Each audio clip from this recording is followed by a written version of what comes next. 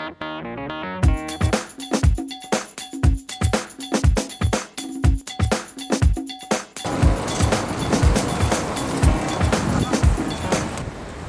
lecteurs, dimanche 26 août 2012, nous nous trouvons présentement à Lille, une ville française. Pourquoi Lille? Eh bien parce que nous avons pensé nous entretenir avec deux compatriotes, l'un qui vit en Belgique, l'autre en France. Et pour parler de la situation du pays, vous savez, la diaspora congolaise, c'est une grande force financière et une grande force politique aussi, en ce sens que tout ce qui se fait ici dans la diaspora a des répercussions réelles sur la marche de notre pays. Et nous allons vous les présenter. Et celui qui vient de France, vous ne le connaissez peut-être pas bien, mais vous avez déjà vu dans les images. Monsieur Bola, bonjour. Bonjour. Monsieur Alongo, bonjour. Bonjour. Et donc, nos deux compatriotes, ils viennent, comme je vous l'ai dit, de deux pays différents. Et Monsieur Alongo, vous le connaissez très bien depuis Bruxelles. Mais Bola, un peu moins bien. Et nous allons d'abord commencer avec lui et lui poser un certain nombre de questions. Monsieur Bola, bonjour. Bonjour. Vous vivez en France depuis combien de temps? Ça fait 11 ans maintenant. Je suis en France. Est-ce que vous pouvez vous présenter un peu plus en détail à nos lecteurs? Qui est-ce que vous êtes? Qu'est-ce que vous avez fait dans la vie comme étude? Je ne sais pas moi. Bon, je remonte les dates. Donc, j'ai commencé à l'université de Kinshasa en 84-85. En 84-85. Bon, à l'université à l'époque, pour obtenir l'inscription, c'était difficile. J'ai fait une année sans inscription et j'ai suivi les cours. Et donc vous êtes licencié en droit? Je suis licencié en droit. Et puis à Paris 1, j'ai fait l'anthropologie du droit, le master 2 d'anthropologie du droit. Et maintenant je suis dans les recherches. Et on vous retrouve assez souvent dans les manifestations des Congolais. Qu'est-ce qui vous a poussé à vous engager si activement? Bon, ce qui m'a poussé, c'est-à-dire, je peux un peu rectifier, c'est-à-dire, à la base, je suis combattant. Donc à l'université de Kinshasa, je vais un peu bien m'expliquer. À l'université de Kinshasa, quand nous sommes venus, il y avait deux blocs. Bloc de l'Est et bloc de l'Ouest. Le bloc de l'Est, à l'époque, comprenait 5 provinces. La province du Chaba, actuellement Katanga, la province du Kivu en entier, sans ses démembrements, la province du Kasaï occidental, la province du Kasaï oriental et la province orientale. Donc c'était le bloc communément appelé bloc de l'Est. À côté, il y avait le bloc de l'Ouest. Le bloc de l'Ouest comprenait le bloc, la province de l'Équateur, la province de Bandundu, la province du Bas-Congo et la ville de Kinshasa qui était incorporée dans ce bloc. Donc les deux blocs, il y a un communément appelé à l'époque le bloc des tenants de la science, donc le bloc de l'Est, et l'autre c'est le bloc des tenants du pouvoir, donc le pouvoir en place, le pouvoir de Mobutu. Il fallait s'y accommoder, il fallait suivre les instructions. Il y avait deux jeunesses qui s'affrontaient sur la colline inspirée, la jeunesse de l'UDPS et la jeunesse du MPR, donc JDPS et le MPR. Et l'UDPS opérait dans la clandestinité. Donc voilà. Donc c'est de là que remonte votre engagement politique. Okay. Et à cette époque, on était sous le parti-État. Donc c'est-à-dire tout Congolais était membre du MPR. Bien. Donc ce n'est pas étonnant qu'aujourd'hui, en Europe, vous continuez ce combat-là.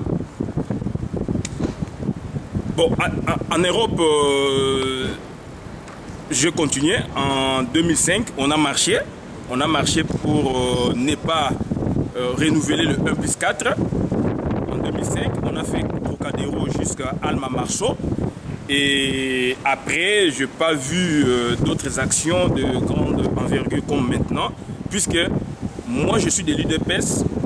Je n'ai pas vu le siège de l'UDPS, donc j'avais pris du recul. Et après, c'est mon ami Alongo qui m'a dit non, en Belgique, il y a des activités, si tu pouvais venir.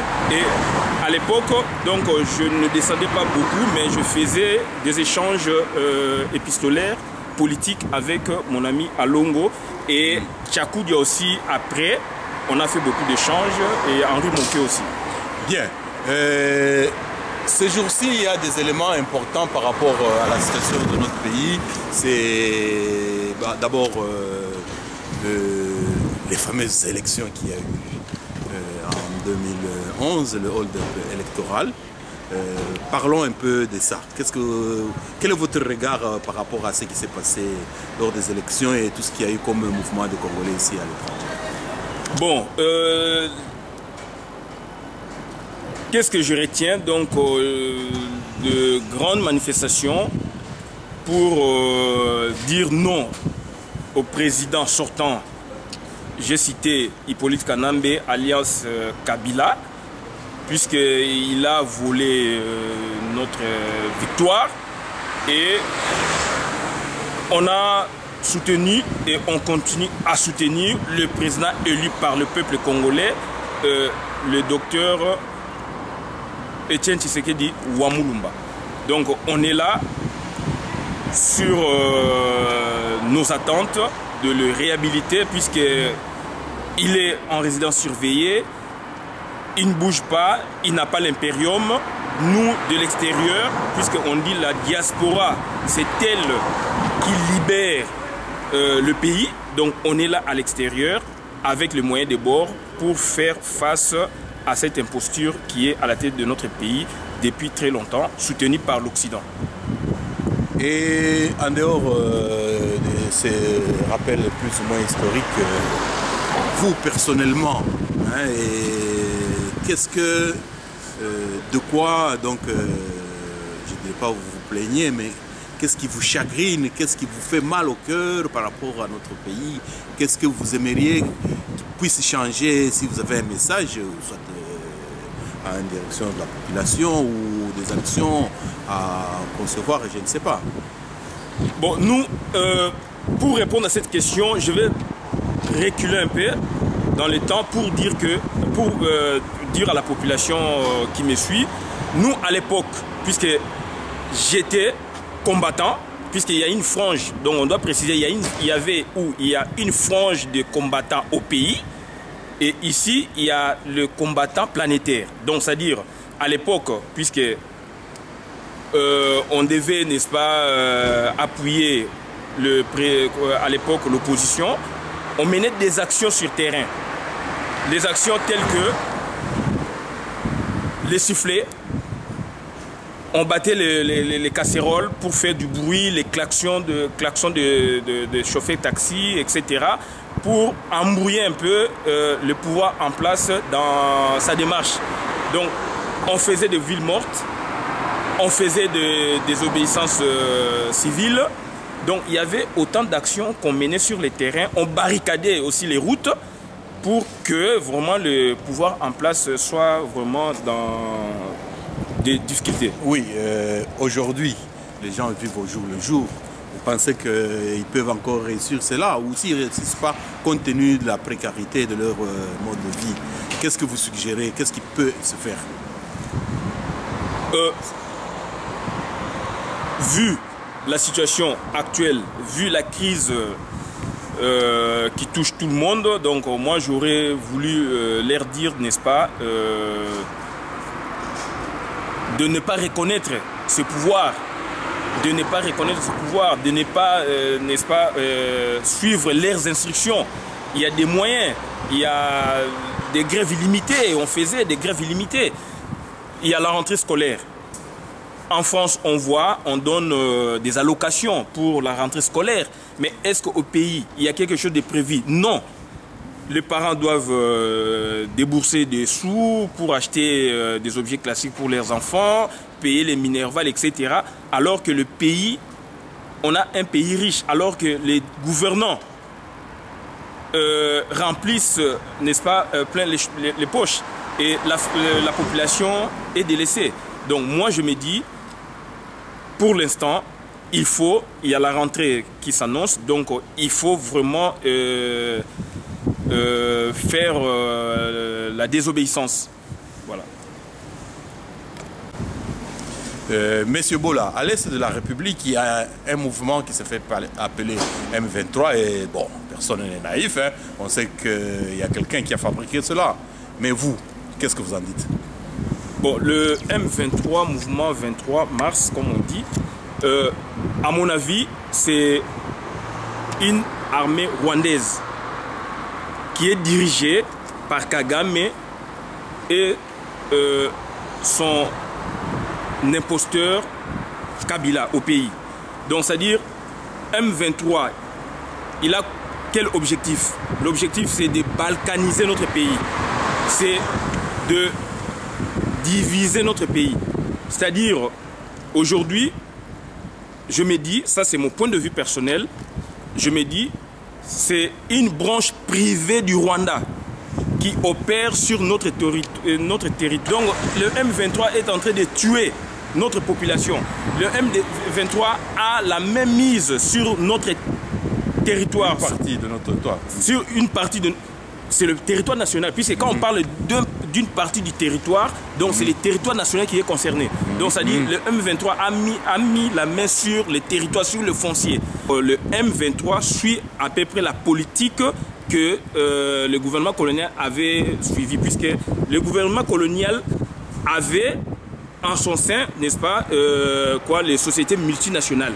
Donc il y avait des sociétés multinationales qui, n'est-ce pas, poussaient le roi Léopold II à piller notre pays, à avoir la main sur le territoire. Donc c'est ce que le M23 fait aujourd'hui. Donc ils vont procéder par balkanisation. Ils l'ont fait déjà, administrativement ils l'ont fait sur la partie est du pays pour piller le pays, pour extraire nos minéraux illégalement. Et constitutionnellement, ça c'est mon point de vue personnel, constitutionnellement, donc j'ai fait allusion à l'ère constitution de 2006, on parle de 26 provinces. Moi je suis contre ça, puisque le pays étant fragilisé, et à la conférence nationale souveraine, si je m'en souviens, le professeur Liawa avait bien illustré, il avait dit on ne peut pas aller, n'est-ce pas, au fédéralisme, puisque le peuple n'est pas encore bien formé. Donc ça dit on n'a pas encore une bonne mentalité pour aller, n'est-ce pas, dans la démocratie, dans le fédéralisme et dans la répartition du pays en diverses provinces, comme figure dans notre constitution actuelle. Si on le fait, alors on doit, à l'opposé, qu'est-ce qu'on doit faire? On doit raffermir nos liens. On doit se mettre ensemble, se souder pour avoir un esprit supra-tribal, comme on dit, donc un esprit au-dessus des tribus. Quand maintenant on essaie un peu de diviser le pays en 26 provinces, moi je me dis c'est la balkanisation constitutionnelle. Moi je suis contre ça, donc on doit revenir sur 9 provinces ou 11 provinces. Donc on doit s'arrêter à 11 provinces, voir encore dans le temps ce que ça va donner pour créer une bonne nation, une nation forte, où les peuples vont, n'est-ce pas, se marier, comme avait fait Mobutu, se cimenter, tisser des relations intertribales, donc afin que nous ayons un État, une nation congolaise forte. Bien, mais d'après vous, qui tire les ficelles? Qui est le cerveau moteur de tout ça? Mais le cerveau moteur, c'est le président en place, puisque c'est lui le gouverneur, c'est lui l'exécutif. Le président sortant, je précise, le président sortant, Joseph Kabila, comme exécutif numéro 1. En arrière-plan, on peut citer les Kagame, les Occidentaux, etc.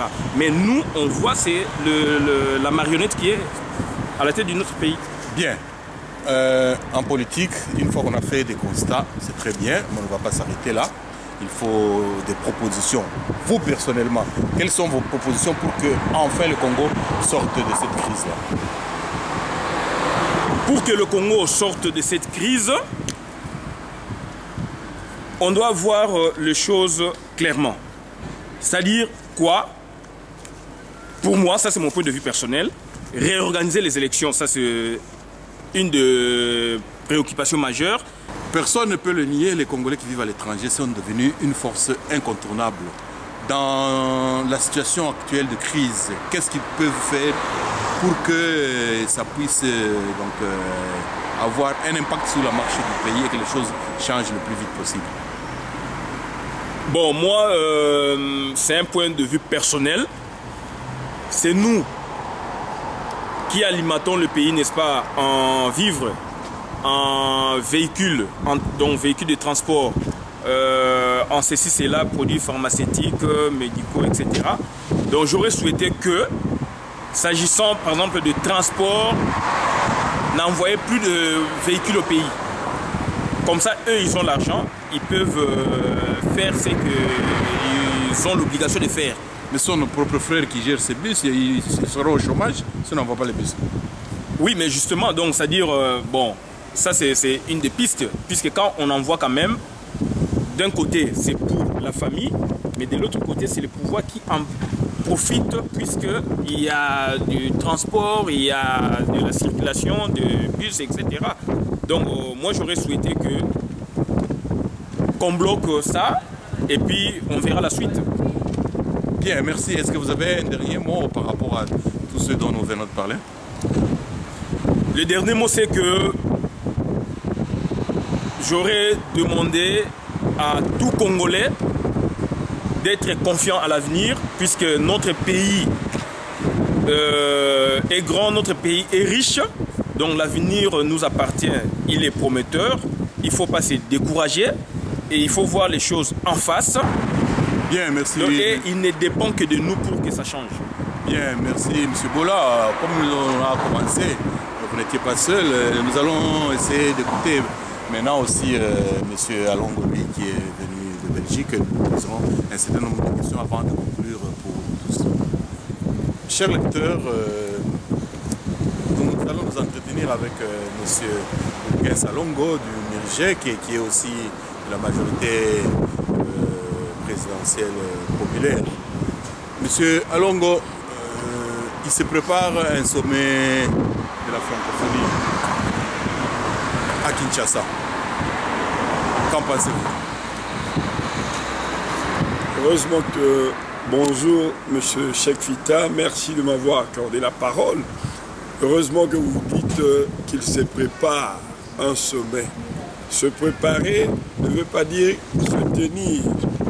Mais heureusement qu'il se prépare, parce que nous aussi nous nous préparons à pouvoir en découdre avec ceux-là qui veulent préparer, qui continuent à préparer une fausse francophonie, un sommet de la francophonie à Kinshasa est une insulte même à la charte du 23 novembre 2005, la charte de la francophonie qui a été, n'est-ce pas, adopté à Antananarivo au Madagascar en 2005. Évidemment, cette charte... Est-ce que vous pouvez rappeler les grands traits qui peuvent vous appuyer par rapport à ce combat face à ceux qui veulent organiser à Kinshasa? Oui, mais écoutez, quand vous lisez la charte de la francophonie du 23 novembre 2005, il est clairement dit que dans son article 1, paragraphe 1, donc la francophonie doit aider à l'instauration et au développement de la démocratie. La francophonie doit aider au règlement des conflits et au soutien à l'état de droit et aux droits humains, aux droits de l'homme. Mais cela veut dire, ça résume tout. Et je le fais dans son article 1, paragraphe 2, qui dit « La francophonie respecte la souveraineté des États ».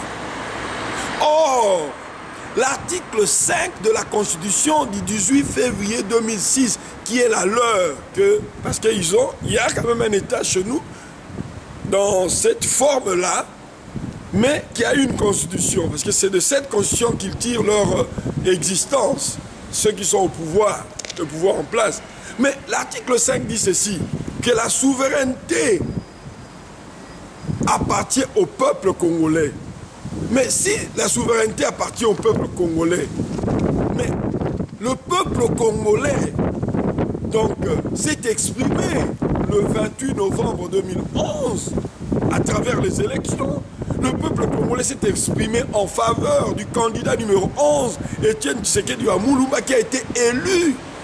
Mais malheureusement, ceux qui n'ont pas été élus, le président imposteur sortant, le président sortant imposteur, s'est maintenu au pouvoir et se maintient au pouvoir par la force. Et d'ailleurs, l'article 64 de la Constitution qui est la leur dit que le peuple doit nous faire échec à tout individu ou groupe d'individus qui prendront le pouvoir par la force, qui l'exercerait en contradiction de la Constitution ou qui se maintiendrait par la force.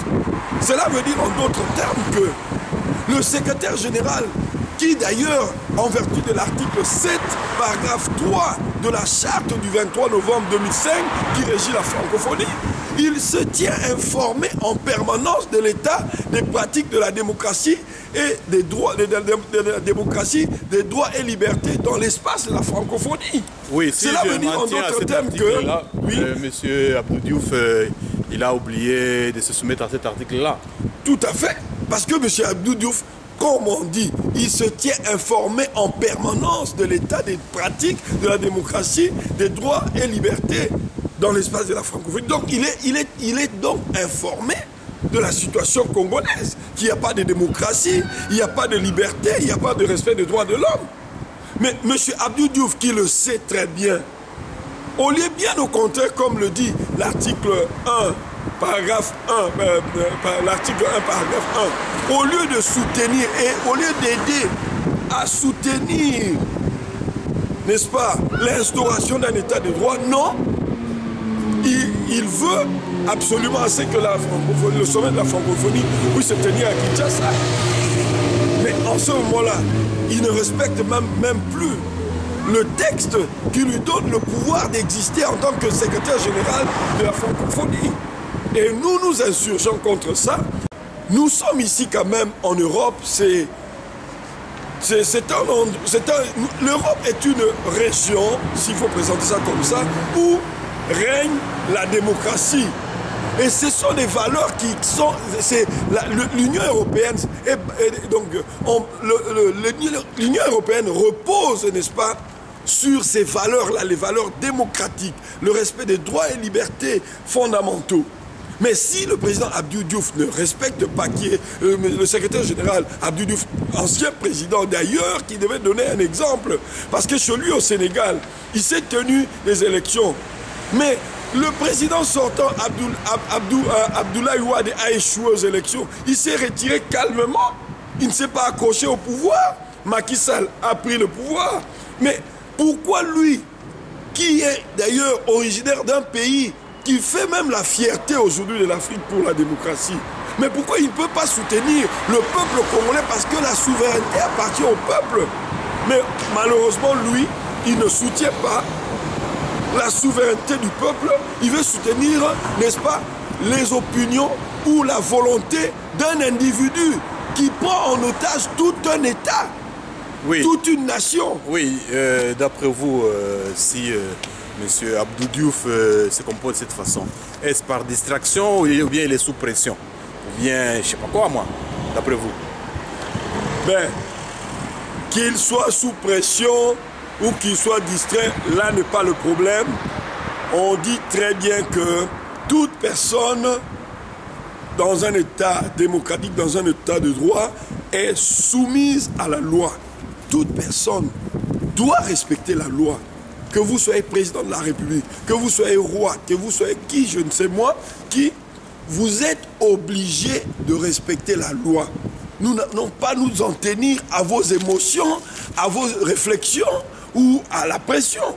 Vous savez ce que la loi dit, vous savez ce que la charte de la francophonie dit, vous savez ce que la charte des Nations Unies dit, vous savez ce que la loi dit, vous savez ce que la justice veut. C'est ça justement. Vous devez respecter la loi, un point, un trait. On n'a pas besoin que vous soyez sous pression ou quoi, ce n'est pas notre problème. Mais vous devez vous en tenir au prescrit de la loi et vous devez respecter le peuple congolais. C'est ainsi que le sommet de la francophonie doit être absolument délocalisé. On ne peut pas imaginer qu'un sommet puisse se tenir dans un pays où le président sortant a usurpé le pouvoir, le président sortant a pris en otage la volonté de tout un peuple. Mais c'est inimaginable en ce plein 20e siècle, 21e siècle. Nous pensons que le président Abdou Diouf doit être du rang de ceux-là qui respectent la démocratie et doit se ranger du côté du peuple souverain. Et c'est justement à ce prix-là qu'il pourra vraiment se faire respecter.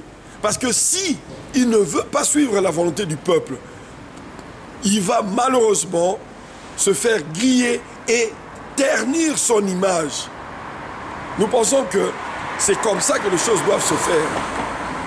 Bien, merci. Je pense que vous avez été très limpide et très clair par rapport au devoir de M. Abdou Diouf, ancien président du Sénégal. Et Sénégal, pays qui est quand même un modèle de démocratie sur le continent africain. Je ne sais pas, hein, tous les deux, si chacun a un dernier mot par rapport à tout ce dont on a parlé. M. Bola? Oui. Ouais, par rapport à Abdou Diouf, ça, je lance un message qui les concerne particulièrement, puisque nous, au début de notre démocratisation, on était dans des velléités pour suivre bien le processus et on avait fait appel, sous l'impulsion, n'est-ce pas, de l'Union africaine, l'ONU appelle aux Sénégalais, aux deux grandes personnalités sénégalaises, dont notamment le président Abdou Diouf et son opposant de l'époque, Abdoulaye Wade. Ils sont venus au Congo parce que eux, ils étaient un peu en avance sur... C'était il y a 20 ans déjà. Il y a 20 ans déjà, ils étaient déjà en avance par rapport à nous. Donc ils sont venus, ils ont tenu 2 réunions spéciales, une au Palais des Marbres avec Mobutu, donc le pouvoir en place, l'opposition, l'Union africaine et... Et qu'est-ce qu'il en était sorti de cette intervention sénégalaise? C'était la bipolarisation de la vie politique au Congo. Donc c'était un concept nouveau pour moi, pour nous, à l'époque. Voilà, donc la bipolarisation de la vie politique au Congo consistait, n'est-ce pas, à faire la part des choses. Si vous êtes de la majorité présidentielle, d'un côté, et si vous êtes de l'opposition, vous devez faire la différence. Donc, soit vous êtes d'un oui. ou de l'autre. Et de cet exemple du passé, quelle est la leçon aujourd'hui? La leçon aujourd'hui, je peux dire, tout est remis à plat, puisque l'arrivée de l'AFDEL a tout gâché. Non, je dis aujourd'hui, l'AFDEL c'était déjà il y a 15 ans. Oui, mais donc, c'est-à-dire, son continuateur, c'est l'actuel Joseph Kabila, avec le même système de gouvernement insurrectionnaire. Ils ont tout remis à plat. Donc, c'est-à-dire, il n'y a plus, on ne sait pas qui appartient à un camp ou à un autre. Donc, il y a un imbroglio politique au Congo. Donc, voilà, tout est chambardé, tout est vraiment mis à plat. Monsieur Alongo, vous avez le dernier mot par rapport à tout ce dont on a parlé. Qu'est-ce que vous pouvez dire en définitive? Bien, merci beaucoup, monsieur Cheikh Fita. Pour le dernier mot, j'aimerais d'abord, et cela est très important, lancer un appel pressant et pathétique au secrétaire général de la francophonie, monsieur Abdou Diouf. Que monsieur Abdou Diouf fasse preuve de beaucoup de sagesse, beaucoup d'intelligence et beaucoup d'esprit démocratique en refusant à ce que le sommet de la francophonie puisse se tenir à Kinshasa. Parce que comment est-ce qu'on peut tenir un sommet dans un État où il n'y a ni respect de la démocratie, ni respect des valeurs et libertés fondamentales de l'homme et du citoyen? Un pays où Diomindo Ngala est porté disparu. Un pays où on a tué Armand Tungoulou. Un pays où le défenseur des droits de l'homme, M. Floribert Chebeya et M. Bazana, ont été assassinés lâchement.